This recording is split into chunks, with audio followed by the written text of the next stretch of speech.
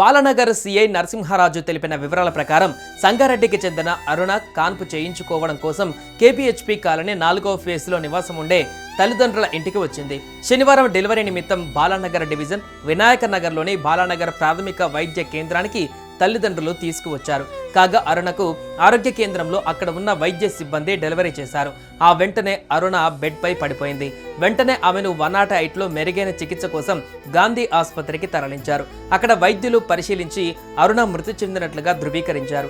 అదేవిధంగా అరుణకు జన్మించిన మగబిడ్డ ఆరోగ్యం కూడా సక్రమంగా లేకపోవడంతో నగరంలోని నీలోఫర్ ఆసుపత్రికి తరలించారు.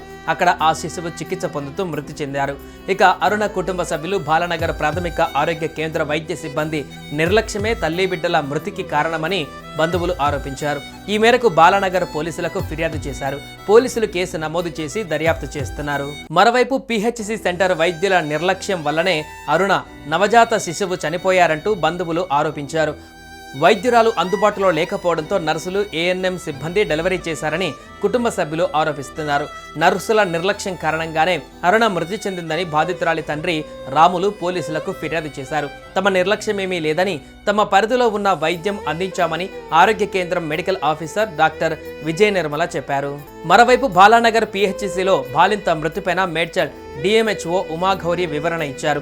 తల్లి బిడ్డ మరణాలపైన విచారణకు ఆదేశించామని డిఎంహెచ్ఓ ఉమాగౌరి తెలిపారు. ప్రాథమిక నివేదికను అధికారులకు సమర్పించామన్నారు.